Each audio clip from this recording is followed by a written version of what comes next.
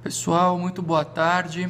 Como havíamos prometido no início dessa semana, nós vamos falar hoje um pouquinho sobre as possibilidades de utilização do protesto. Já falamos sobre o conceito de protesto, que é a publicidade que se dá a dívidas com origem em títulos de crédito e outros documentos de dívida. Boa tarde ao Kleber, obrigado pelo prestígio. Falamos das características do protesto, rapidez, eficácia, gratuidade para o credor, mas hoje eu quero trabalhar um pouco com vocês sobre as possibilidades de uso do protesto e vamos falar sempre tomando como base o Estado de São Paulo, que, como foi afirmado ontem, teve o edital aberto para o 10º concurso que está logo aí e, portanto, vocês têm que estar se preparando para esse concurso tão importante, ou aqueles que não estão estudando para concurso aqui, para o dia a dia de trabalho. Até 2015, no estado de São Paulo, basicamente eram passíveis de protesto somente os títulos de crédito, cheque, promissória, letra de câmbio e as duplicatas mercantis e de prestação de serviço. Isso porque o Tribunal de Justiça dava uma interpretação restritiva à expressão outros documentos de dívida prevista no artigo 1º da Lei Federal 9492, que é a lei de protesto. Tá? Então, para o Tribunal de Justiça, basicamente o que poderiam ser protestados aqui no estado de São Paulo seriam os títulos de crédito tradicionais, aqueles que a gente estuda em doutrinas de direito comercial. Em 2005, houve uma decisão muito importante com origem num pedido daquela empresa famosa de locação de carros, que é a Localiza. A Localiza queria protestar os seus contratos de locação de veículos automotores e solicitou ao tabelião, que não aceitou, e com base nesse pedido a corregedoria foi instada a se manifestar. Se manifestando, entendeu a Corregedoria Geral de Justiça lá em 2005 que seriam passíveis de protesto os chamados títulos executivos judiciais e extrajudiciais previstos no Código de Processo Civil, aumentando absurdamente o campo de utilização do protesto, à medida em que documentos como contrato de locação de bens imóveis, instrumentos de confissão de dívida, sentenças judiciais, certidões de dívida ativa, dentre outros, estariam dentre aqueles outros documentos de dívida previstos no artigo 1º da Lei Federal 9492 e, portanto, seriam passíveis de protesto. Tá?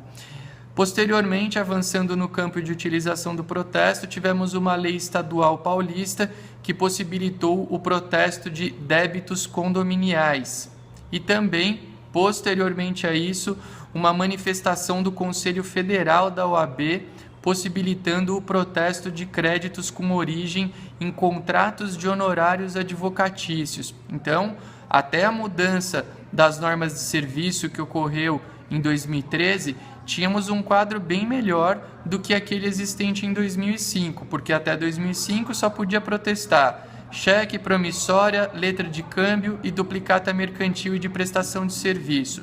Nesse interim, entre 2005 e a entrada em vigor do texto das novas normas de serviço, possibilitou-se o protesto dos chamados outros documentos de dívida, dentre os quais se entendiam títulos executivos, judiciais e extrajudiciais, os encargos condominiais e, por que não, os créditos com origem em contrato de honorários advocatícios.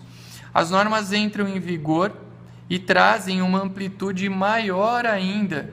E se vocês quiserem ler lá no capítulo 15 referente ao protesto das normas de serviço da Corregedoria em seu tomo 2, vocês vão ver nos primeiros itens que hoje não só esses documentos que nós falamos são passíveis de protesto, como também todos aqueles documentos que tenham dentre os seus atributos a certeza, a liquidez e a exigibilidade. Tá? Então, hoje, muito tranquilamente, uma gama enorme de documentos pode ser encaminhada a protesto, porque, de acordo com o atual texto das normas de serviço da Corregedoria, todos aqueles documentos que tenham certeza, liquidez e exigibilidade dentro de seus atributos podem ser protestados. Então, por exemplo, o instrumento de confissão de dívida, como título executivo extrajudicial, precisaria de 2 testemunhas, correto? Mas, de acordo com o novo texto das normas de serviço, essas 2 testemunhas são desnecessárias, porque se eu tiver só o devedor e o credor, ou o próprio devedor confessando esse débito, eu já tenho certeza, liquidez e exigibilidade.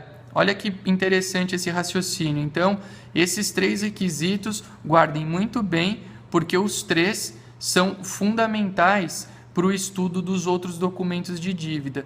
Tá? Hoje, nós tínhamos, até bem pouco tempo atrás, uma dúvida muito grande com relação às certidões de dívida ativa, que apesar da possibilidade de protesto, havia sempre aquela discussão, mas a mudança que ocorreu na Lei Federal 9492, a Lei do Protesto, colocou uma pá de cal nesse assunto, porque hoje, no parágrafo 1º, está previsto que é possível o protesto das CDAs. Aliás, esse protesto de CDAs vai totalmente de encontro ao princípio da eficiência que norteia a atuação do administrador público e que, em caso de inobservância, acarretará punições previstas na Lei de Responsabilidade Fiscal. Esse é o argumento mais importante que existe para aqueles municípios, estados e até mesmo entes governamentais que não se valham do protesto, e nós, tabeliões de protesto, temos que tentar sempre fazer esse protesto virar uma realidade, porque ele é muito bom. Então, hoje, lembrem-se que temos como documentos passíveis de protesto títulos de crédito, outros documentos de dívida, como, diríamos, os títulos executivos judiciais e extrajudiciais, e todo e qualquer documento que goze de certeza, liquidez e exigibilidade. O que torna o campo do protesto absurdamente amplo, porque, como falamos, além de títulos de crédito, podem ser protestadas sentenças judiciais transitadas em julgado, contratos de locação de bens imóveis, contratos de honorários advocatícios, encargos condominiais, encargos de associações, enfim, são os mais variados créditos aí que a gente possa imaginar. Hoje, empresas de energia elétrica encaminham seus valores devidos a protesto, grandes empresas se valem do protesto. Então, tudo isso faz com que o Instituto seja cada vez mais valorizado. Lembrando que as duplicatas de prestação de serviço, hoje no estado de São Paulo, assim como as duplicatas mercantis, podem ser encaminhadas por mera indicação do credor. Não tem que mandar documento comprobatório da prestação do serviço e tampouco da venda e compra. Tá? O credor pode se responsabilizar pela apresentação desses documentos quando e se solicitado. Então é isso aí, gente. Protesto gratuito, rápido, eficaz, educa devedores e tem esse campo de utilização enorme, o que faz dele uma poderosa ferramenta de recuperação de crédito que deve ser utilizada pela sociedade como um todo. Esse era o nosso trabalho de hoje, falar um pouquinho sobre esse campo de utilização do protesto. Se costumamos deixar agora a abertura para as perguntas um pouquinho mais ao final.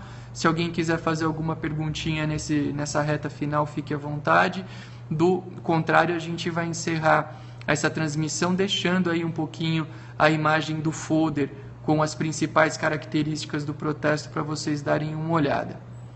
Legal, gente? Então, como acho que ninguém tem pergunta nenhuma, eu agradeço pela audiência de cada um de vocês, pelo prestígio ao trabalho e com certeza nos encontraremos em breve para estar abordando algum outro assunto voltado ao direito notarial e registral. Sucesso a todos vocês, bons estudos, àqueles que vão prestar o 10º concurso, uma excelente preparação e contem comigo para o que for preciso.